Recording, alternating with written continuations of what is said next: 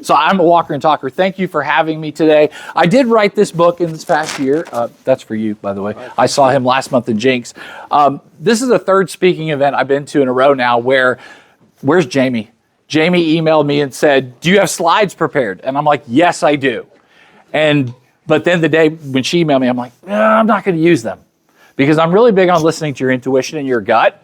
Not a contest on who loves Jesus, but I'm a Christian, right? And I think your intuition is God. I think that's God talking to you. And so I'll get into that in a minute, but the reason why I didn't use my slides was I've been talking about the 5 things that I'm focused on this year for business, for us, that I think are important. And every time I talk about it, I see people go like this. People get it. Right? And by the way, Dustin Jones, Simple Simon's, Ashley, I love Simple Simon's Pizza, but they know that. So the 5 things that I'm really focused on this year with our team, number 1 is AI and ChatGPT. If you're that old guy that's like, get off my lawn, like stop it because it's coming. You're probably interacting with AI right now and you don't even realize it. You're interacting. Who has ChatGPT? Anybody downloaded it? Have you ever like written a really snarky email that you're going to send to Ashley in the office, but then you're like, ChatGPT, make this snarkier. I mean, it works. Like it works. I know Steven does it. It works. Or you can take a proposal and say, hey, can you wordsmith this? Hey, can you make this better? How can I improve this? And it does that for you. There are certain different ChatGPTs. We could take a picture of me and you and say, let's have a child together. What would it look like? And it would come out with like a bald head and a beard and glasses and I have a fake eye. It would look like a pirate or something. So if you think ChatGPT and AI are not affecting you, they are. Embrace it. Do not be that person that says, get off my lawn. I'm not doing it. It's happening. It is here. Okay? So embrace it. We're doing that. Number 2, I'm going to go from one extreme, ChatGPT, to the way opposite end of the world, which is old school phone calls. We are picking up the phone more than we ever have before. You're shaking your head. Who here is in sales? Who sells, sells? It's pretty much it's everybody, right? You run a Simple Simon's, you're in sales. We're all in sales, right? And if you want to differentiate yourself in sales right now, make a phone call. It's so bizarre. We're so used to email and text. And if I call you, people are like, what the hell? We literally yesterday got our first order from Cece's Pizza, 600 stores. Big order. And you know what? This was the craziest thing. We had interacted with the buyer like a year and a half ago, and the guy quit. And so I found the new buyer on LinkedIn. And you know who's on LinkedIn? We're all on LinkedIn, right? Now you can get on LinkedIn and you can click on contact information. No one ever puts their phone number, right? Or it's like, what's your name? Leah. It's Leah at Leah52 at MSN, or you never, it's something, you don't get real information. This lady had her office number on there. I was shocked, right? So you know what I did? I called her, and she answered the phone, and she laughed. I said, she laughed, and I said, why are you don't? And she didn't know who I was, and she said, well, I hardly ever answer the phone. I don't know why I picked it up, and I said, well, I don't know why you picked it up, and we both giggled and laughed, and now it's a running joke that we have. I'm like, hey, you answered the phone again, Sharon. Oh, I know, it's weird. So if you want to stand out in sales, make a phone call. It's bizarre, isn't it? The third thing we're focused on, if you are one of these people, I despise you. If you're one of these people that say, I worked 77 hours this week, right? Raise your hand. We know that person. Dustin, I worked 56 hours this week, right? We all know that person that we work with, right? Is that you? Way more than 56. Way more than 77. So and I don't know, are you the lawyer? Yes. Okay. Welcome to the chamber. There are certain jobs where it does require time, right? It requires being there, and I understand that. But for us, in a sales organization, talk to me about productivity. I want to hear you move the ball down the field. I don't care that it took 72 hours. It doesn't impress me. That tells me you're not productive. Zig Ziglar used to always say, the problem with the American workforce is that when we're at work, we're thinking about being at home, and when we're at home, we're thinking about being at work, so consequently, we don't get shit done. By the way, I'm a Christian, but I do cuss a lot. So we don't get stuff done, right? So I want my guys to be focused on productivity. If it took you 1 hour to get it done, thinking about Simple Simons, if it takes me 10 hours to get the business, tell me that versus I don't want to hear it took you, 42 hours this week. I think we live in a world now where we're used to being at home, we're used to traveling, we're doing all this stuff. Talk about productivity versus hours worked. One thing for me that's important, we do a lot of what I call social selling. So we're very involved. Like if you look up my Facebook, you can all be Facebook friends with me. The more the merrier. But I'm friends with like him. I'm friends with 4,000 pizza operators on Facebook. And we talk a lot about social selling at work. And so one of the goals for me this year, and we've known each other since 1998. So when he was here today, I'm like, what the heck? What are you doing here? Is I want to be more social in my social media. Okay.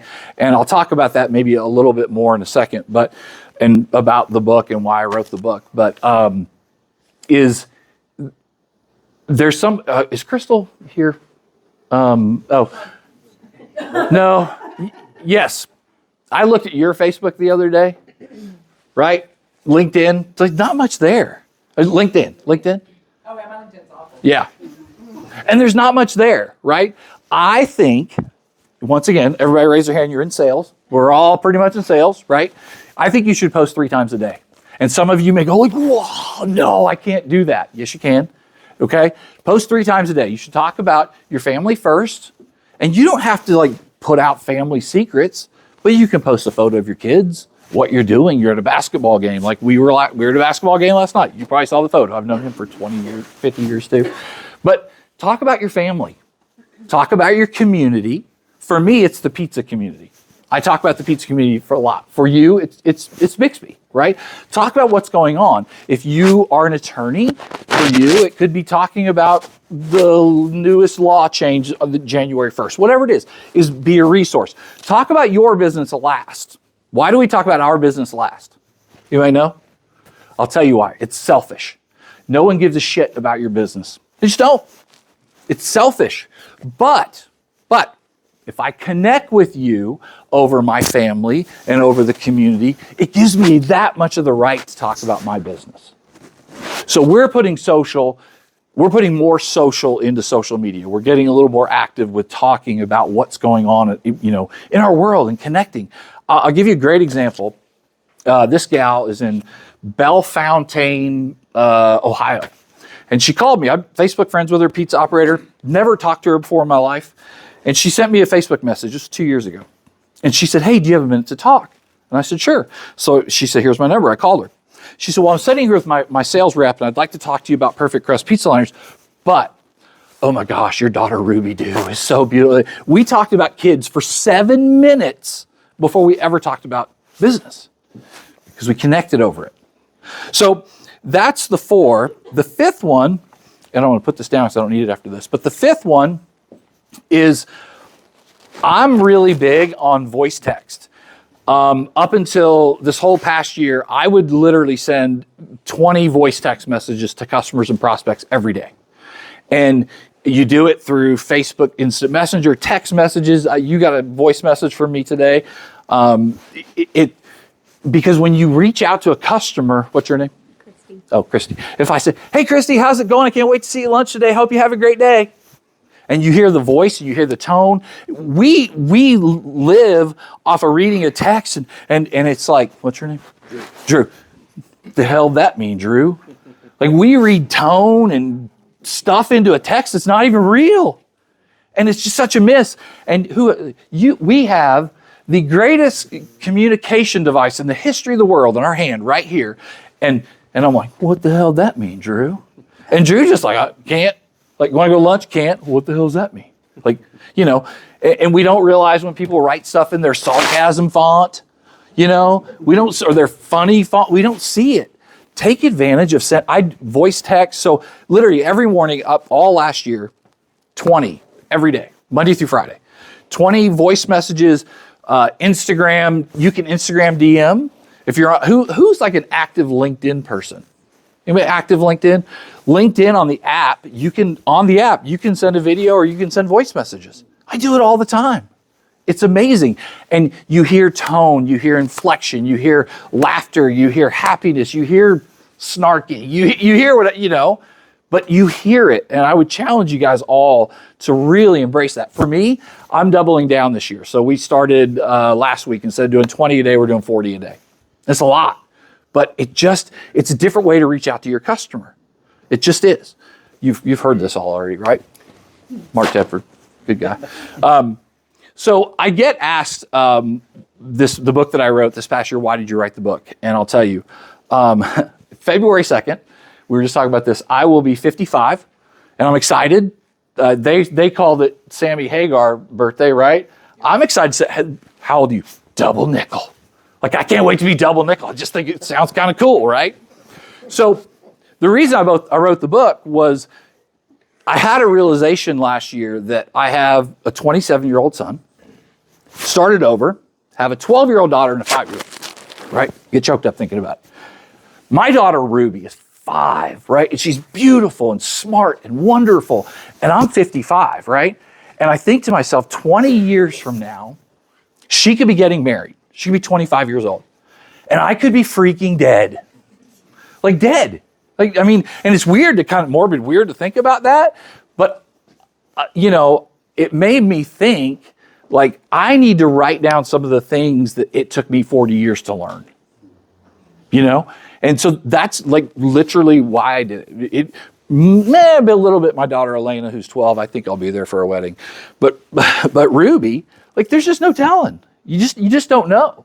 And so some of the things that are in the book, and I'll show you one of mine because I carry it around every day because I'm really big on this, and it's something I want to talk about for just a second. But I have a goal card, laminated goal card. This is my 5th or 6th one that I've done. And what I do, on one side, I have the things that I try to do every single day. And if I achieve these things every day, the goals and the things that I want on the other side are pretty attainable, right? So this is old school. You can do it however you want.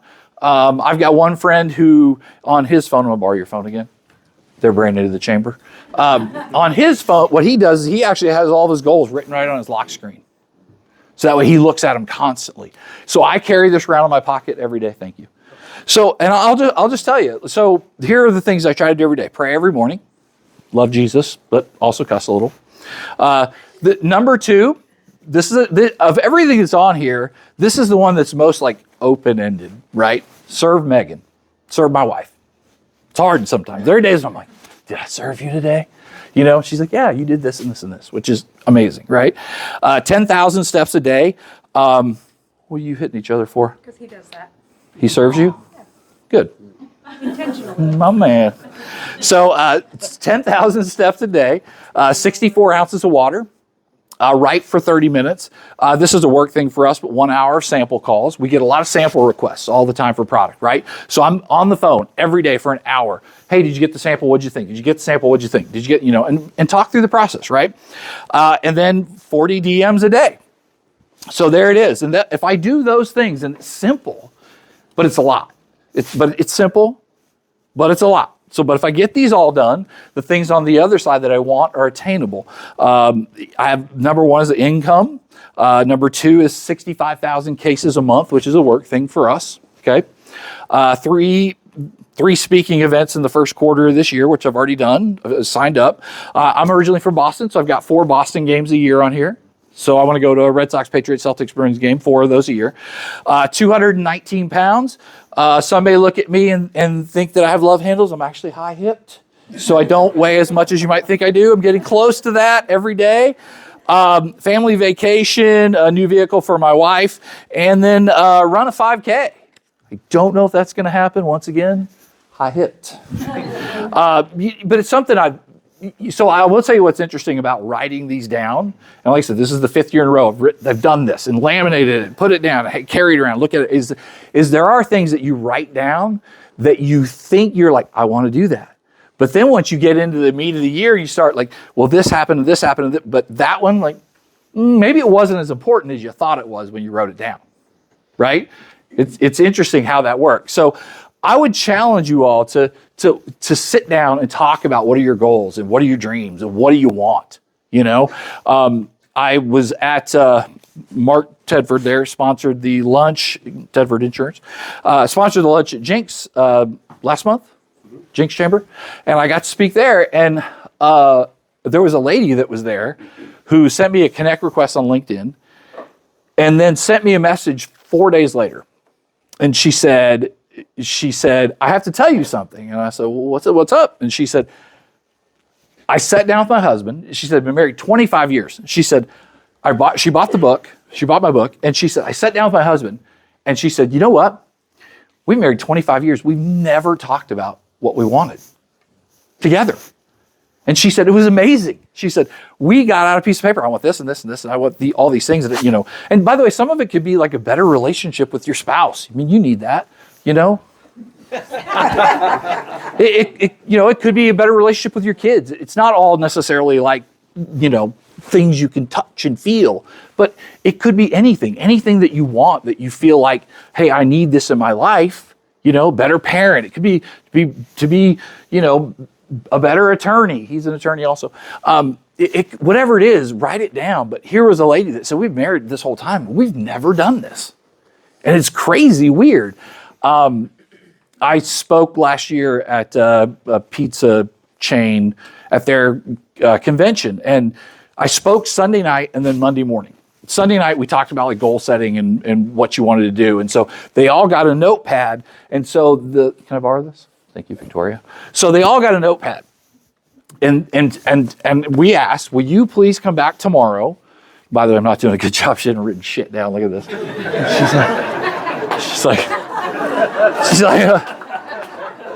She's sitting there like, well, this sucks. So back to me. Sorry, that's funny. So they were all asked, will you come back tomorrow with 2 business and 2 personal goals? And write them down. And nobody's going to get put on the spot, but if there's anything, what do you got? What's in your mind, So the next morning, this couple walks up to me, and you can have this back, Victoria, I'm sorry. Do you need a pen? She doesn't have a pen, that's the problem. She doesn't have a pen. But this couple comes up to me with the franchisor for the pizza chain, and they're sitting there, and you can tell, like, it's kind of like these two. The guy was quiet, she's up talking, right? I know these two a long time. And she's like, we got to tell you something. And I'm like, what? And he's like, tell her. He's like, tell him. And they went back to the hotel room that night, and they sit down, and they started writing out, and same thing, they were married 15 years. They never talked about what they wanted together, right? So she says, we got married 15 years ago, and he built the house we're in 2 years earlier. And she said, I never had the heart to tell him, I love the house, but I don't really like the house. I wanted something a little bigger, a little different, blah, blah, blah. And he said to her, you know what? I built that house 17 years ago, and you know what? I don't even really like this house either. But I never brought it up because I thought you loved the house. So they never had either one had never talked about this house that they're living in. Neither one of them liked it. So by the time we met that morning, which was like 10 o'clock, they already called a real estate agent and called a mortgage guy. And the process started. And it's just because we don't talk. We don't think about what we want. I'm almost done. And I'm just going to finish with this. That like, you're not dead. We all have these friends that we stop dreaming. We stop thinking about what we want. We get up, we go to work. We drive like we're a zombie. We checked out. We brag, I worked 67 hours. Nobody gives a shit. What do you want for your life? Because when you get home today, this is your life. This isn't like a dress rehearsal. This isn't some production. Like, this is it today. Like, this is your life. You're here. And you better enjoy it. And you better wrap your arms around what you want and go for it. And what do you want for your wife and your husband and your kids? And what does your life look like? Because so many of us just go through the motions and we get up and we do this. And Mark doesn't because he's incredible, but But we do. We get up and we go through the motions and we just accept what comes our way and we don't challenge ourselves and we don't think about what we want and we don't, what does it look like? You are allowed to grow and you're allowed to get what you want. You are allowed. It's so mind-blowing to me, and I was guilty of it. I mean, I'll tell you why I'm standing here today. You know what? I literally decided last year, I'm like, you know what? I think I'm going to do speaking events. My wife's like, what? And then I throw it out there, and I got guys like him who said, I told you that 5 years ago. Yeah. I mean, and I have friends who are like, why were you doing that? I was told. And I'm like, well, we get in our head. And you know what the biggest problem is for us as adults? If we were allowed to do things and try things in a vacuum, we would do so much stuff, right? But we won't try. What do you want to do? He wants to be an airline pilot. You want to be a pilot. He wants to be a pilot.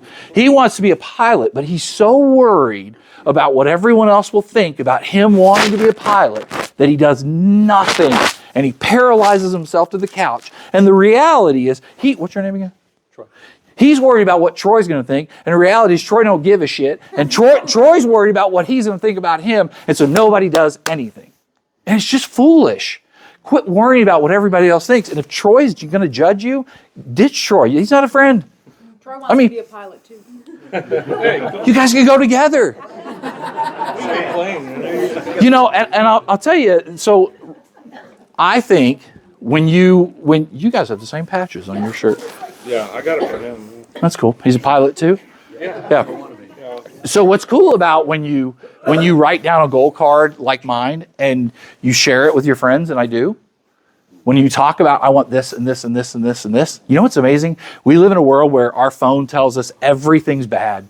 Everything sucks. Everything's awful, right? And it's not awful. And people still have tremendous hearts to help. And when you say, hey, I'm trying to do this, watch your friends, because you just shaking your head a lot. I like Diane. People shake their heads. They shake their heads like, yeah. But people want to help.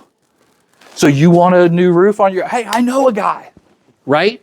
Or I know two guys, hey, something about pizza. I know a guy, right? We all want to help. Problem is we're too afraid to put out there what we want. Your friends want to help you. Make a goal card, write it all down, talk about it, pray about it, tell your friends about it, follow people on social media that can help you get what you want. It's out there. Most of you have just checked out and you've forgotten. So my challenge for you guys today, make a goal card, okay? And just have fun. You're not dead. You're not dead. Not even you. Thank you guys. Have a good day.